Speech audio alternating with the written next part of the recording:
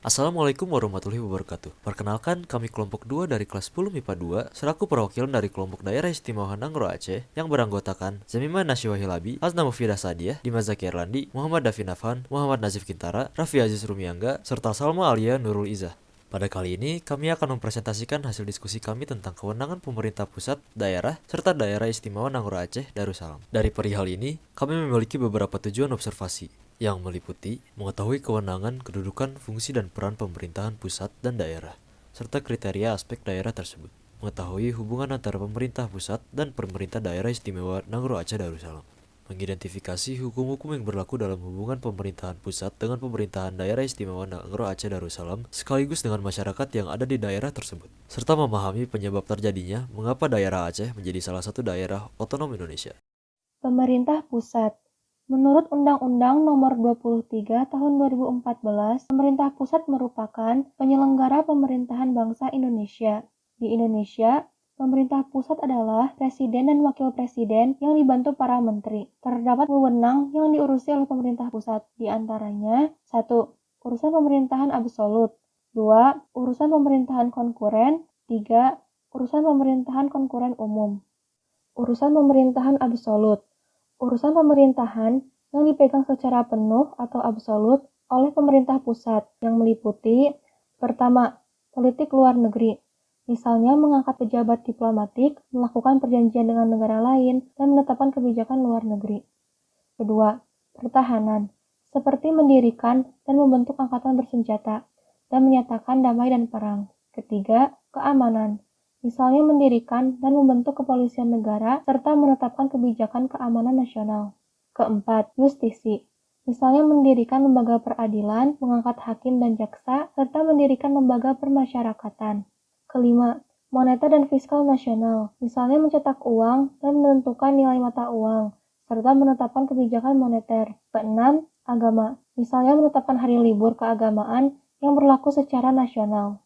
Yang kedua adalah urusan pemerintahan konkuren, terbagi menjadi asas dekonsentrasi merupakan pelimpahan sebagian urusan pemerintahan yang menjadi kewenangan pemerintah pusat kepada gubernur sebagai wakil pemerintah pusat atau kepada instansi vertikal di wilayah tertentu. Asas desentralisasi merupakan penyerahan pemerintahan oleh pemerintah pusat kepada daerah otonom untuk mengatur dan mengurus urusan pemerintahannya dalam sistem NKRI.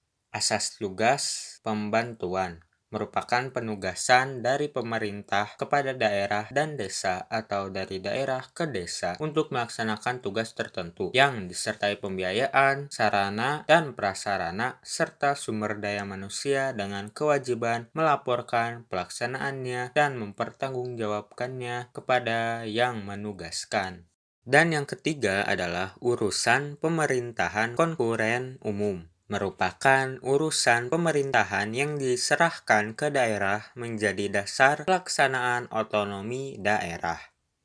Urusan pemerintahan yang menjadi kewenangan pemerintah pusat yaitu apabila lokasinya lintas daerah provinsi atau lintas negara. Penggunanya lintas daerah, provinsi, atau lintas negara. Manfaat atau dampak negatifnya lintas daerah, provinsi, atau lintas negara. Penggunaan sumber dayanya lebih efisien apabila dilakukan oleh pemerintah pusat. Peranannya strategis bagi kepentingan nasional. Pemerintah daerah. Pemerintahan daerah ialah penyelenggaraan urusan pemerintahan oleh pemerintah daerah dan DPRD menurut asas otonomi dan tugas pembantuan dengan prinsip otonomi seluas-luasnya dalam sistem dan prinsip NKRI sebagaimana dimaksud dalam UUD 1945. Pemerintahan daerah meliputi provinsi, kabupaten, dan kota sesuai dengan pasal 18 ayat 1 UUD NKRI tahun 1945. Pemerintah daerah memiliki tugas serta wewenangnya, yaitu memimpin penyelenggaraan pemerintahan daerah, mengajukan rancangan peraturan daerah, menetapkan peraturan daerah, menyusun dan mengajukan rancangan peraturan daerah tentang APBD kepada DPRD, mengupayakan terlaksananya kewajiban daerah, mewakili daerahnya di dalam dan di luar pengadilan, dan dapat menunjuk kuasa hukum untuk mewakilinya sesuai dengan peraturan perundang-undangan, serta yang terakhir melaksanakan tugas dan wewenang lain sesuai dengan peraturan perundang-undangan.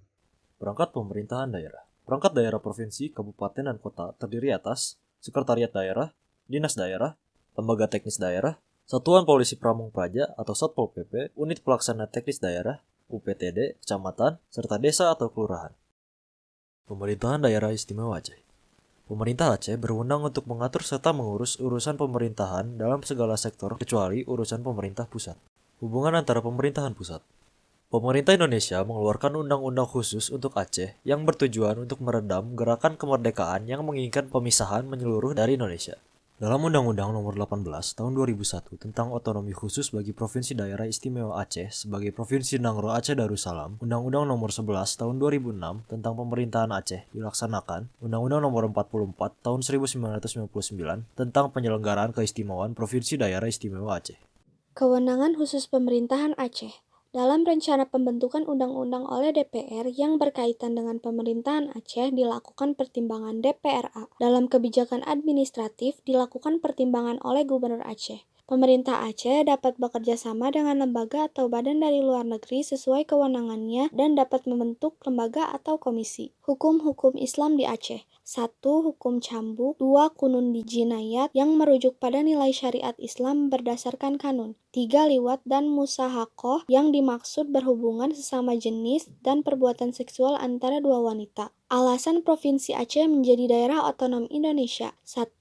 Pernah tampil sebagai salah satu 5 besar Islam di dunia. 2. Merupakan satu-satunya wilayah Republik Indonesia yang sanggup menahan penyerbuan Belanda dalam 2 kali agresinya. Aceh menjadi daerah khusus karena faktor agama dengan penerapan hukum syariah Islam. Dengan hal itu, daerah istimewa Aceh diberikan kewenangan untuk menerapkan hukum-hukum politik sesuai aturan Islam. Potensi khusus Provinsi Aceh. Sumber daya alam berupa minyak bumi, timah, serta bahan tambang lainnya. Pertanian dan perkebunan seperti beras, kedelai, ubi, jagung, kacang kedelai, sayur-sayuran serta buah-buahan, coklat, kemiri, karet, kelapa sawit, kelapa, kopi, cengkeh, pala, nilam, lada, pinang, tebu, tembakau, serta randu. Selain itu, budaya Aceh masih terlekat di dalam diri masyarakat Aceh sehingga masih mudah untuk dipertunjukkan. Dengan itu, daerah istimewa Aceh memiliki ciri khas dengan kuliner dan budayanya, yaitu lagu Bong Jempa, tari saman, mie Aceh, roti Mariam, kopi gayo, dan lain-lain. Dapat disimpulkan bahwa hubungan antara pemerintah pusat dan pemerintah daerah Aceh adalah sebagai bentuk hubungan dekonsentrasi dan desentralisasi kekuasaan secara vertikal. Pemerintah Aceh berperan untuk mengurusi aspek administrasi, politik, ekonomi, dan sosial, dengan adanya hukum-hukum Islam yang hanya berlaku di daerah Aceh selakunya Indonesia. Ada beberapa kelebihan dan kekurangan yang disebabkan dari sistem keistimewaan Aceh tersebut yang meliputi dikarenakan adanya pelimpahan otonomi yang berlandaskan syariat Islam yang melahirkan budaya Islam yang kuat sehingga Aceh menjadi salah satu daerah modal bagi perjuangan dalam merebut dan mempertahankan kemerdekaan Negara Kesatuan Republik Indonesia. Serta pemerintahan di Aceh berkemungkinan bersifat terlalu ketat bagi beberapa orang, terutama bagi turis, pendatang atau pengunjung kota Aceh. Sekian dari kami, mohon maaf apabila ada kesalahan atau kekurangan. Wabillahi taufiq wal hidayah. Wassalamualaikum warahmatullahi wabarakatuh.